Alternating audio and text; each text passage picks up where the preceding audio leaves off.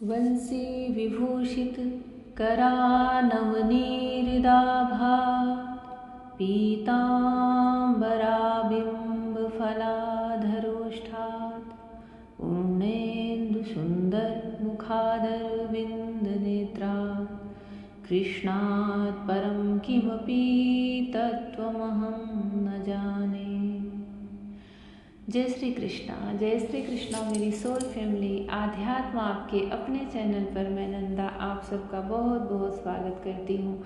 आज रमा एकादशी है, लक्ष्मी जी, दीपावली आने वाली है, उसके पहले की जो एकादशी होती है रमा एकादशी होती है। आप सबको एकादशी की बहुत सारी मंगलमय शुभकामनाएं। एकादशी भगवान श्री कृष्ण को अत्यंत प्रिय है, यह तिथि प्रिय है, यह दिन प्रिय है। इस दिन भगवान का जो पूजन अर्चन उपवास करते हैं भगवान श्री कृष्ण के बहुत ही प्यारे होते हैं। भगवान कृष्ण को प्राप्त करना है तो सबसे श्रेष्ठ व्रतों में एकादशी अवश्य करें।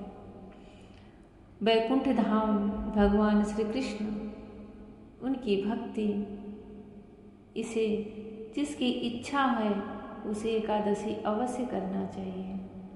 एकादशी का व्रत, रात्रि जागरण और भगवान कृष्ण की सेवा, उनका प्रेम।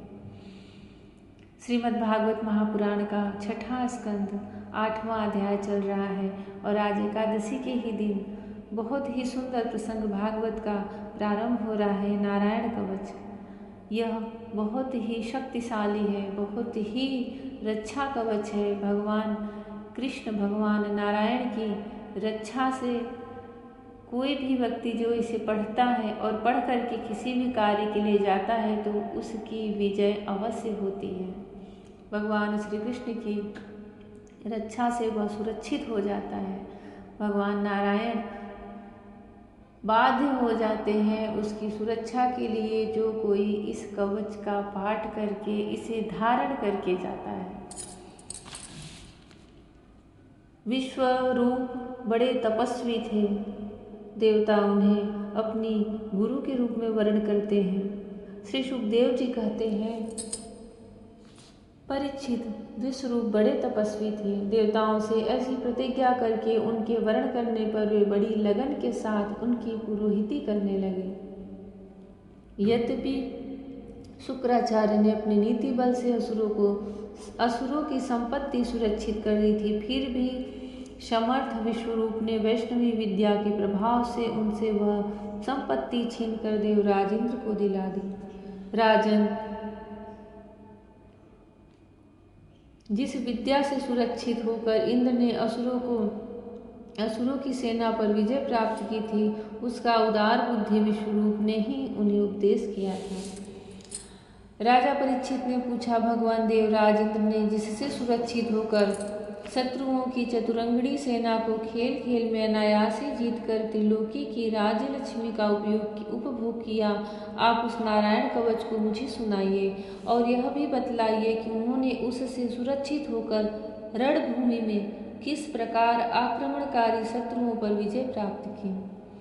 श्री सुखदेव जी ने कहा, परीक्षित, जब देवताओं ने विश्वरूप को पुरोहित बना लिया तब देवराज इंद्र के प्रश्न करने पर विश्वरूप ने उन्हें नारायण कवच का उपदेश किया।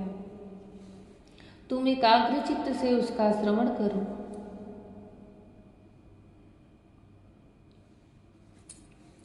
विश्वरूप ने कहा, देवराज इंद्र, भय का अवसर उपस्थित होने पर नारायण कवच धारण करके अपने शरीर की रक्षा कर लेनी चाहिए।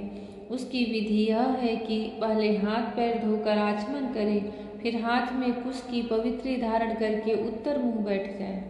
इसके बाद कवच धारण पर्यंत और कुछ न बोलने का निश्चय करके पवित्रता से ओम नमो नारायणाय और ओम नमो भगवते वासुदेवाय इन मंत्रों के द्वारा हृदयादि अंग न्यास तथा अंगुष्ठादि कर न्यास करें। पहले ओम नमो नारायणाय इस अष्टाक्षर मंत्र के ओम आदि 8 अक्षरों का क्रमशः पैरों, घुटनों, जांघों, पेट, हृदय, वक्षस्थल, मुख और सिर में न्यास करें अथवा पूर्वोक्त मंत्र के मकार से लेकर ओमकार पर्यंत 8 अक्षरों का सिर से आरंभ करके उन्हीं 8 अंगों में विपरीत क्रम से न्यास करें। तदनंतर ओम नमो भगवते वासुदेवाय इस 12 अक्षर मंत्र के ओम आदि 12 अक्षरों का दाईं तर्जनी से बाईं तर्जनी तक दोनों हाथ की 8 अंगुलियों में और दोनों अंगूठों की 2-2 गांठों में न्यास करें। फिर ओम विष्णुवे नमः इस मंत्र के पहले अक्षर ओम का हृदय में वी का, ब्रह्मरंध्र में श का, भौहों के बीच में ड़ का, चोटी में वे का, दोनों नेत्रों में और न का, शरीर की सब गांठों में न्यास करें। तदनंतर ओम मह अस्त्राय फट कहकर दिग्बंध करें। इस प्रकार न्यास करने से इस विधि को जानने वाला पुरुष मंत्र स्वरूप हो जाता है। इसके बाद समग्र ऐश्वर्य, धर्म, यश, लक्ष्मी, ज्ञान और वैराग्य से परिपूर्ण इष्ट देव भगवान का ध्यान करें और अपने को भी तदरूप ही चिंतन करें। तत्पश्चात विद्या, तेज और तपः स्वरूप इस कवच का पाठ करें। अब इसमें पाठ आरंभ हो रहा है नारायण कवच का। भगवान श्री हरि गरुड़ जी की पीठ पर अपने चरण कमल रखे हुए हैं। अणिमादि 8 सिद्धियां उनकी सेवा कर रही हैं। 8 हाथों में शंख, चक्र, ढाल, तलवार, गदा, बाण, धनुष और पास फंदा धारण किए हुए हैं। वे ही ओंकार स्वरूप प्रभु सब प्रकार से सब ओर से मेरी रक्षा करें। मत्स्य मूर्ति भगवान जल के भीतर जल जंतुओं से और वरुण के पास से मेरी रक्षा करें।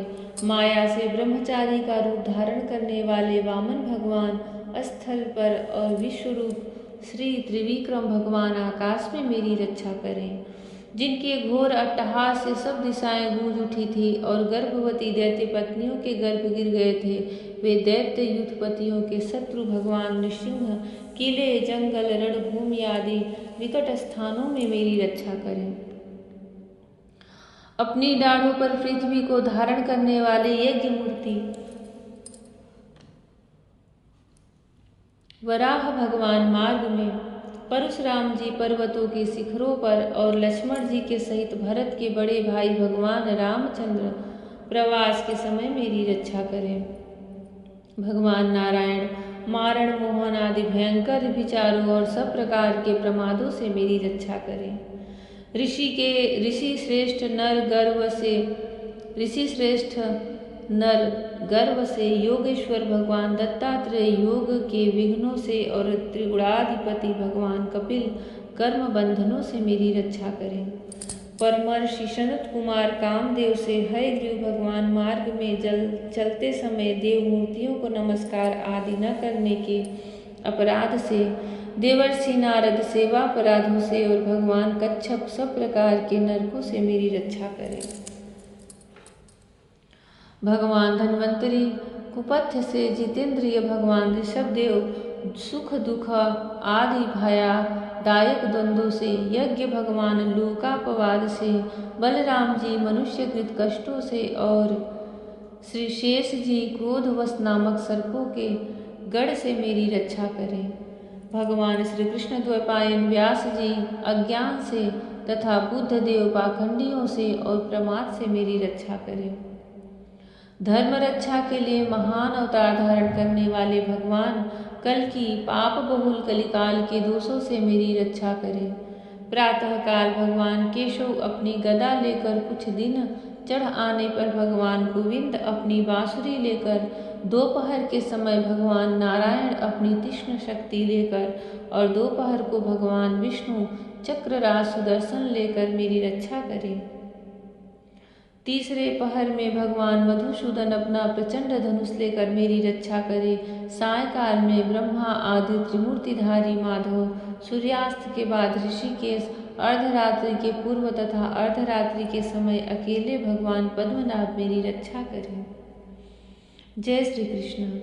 श्रीमद्भागवत महापुराण का ये जो स्कंध चल रहा है, इसमें नारायण कवच बहुत ही प्रभावशाली, बहुत ही शक्तिशाली है।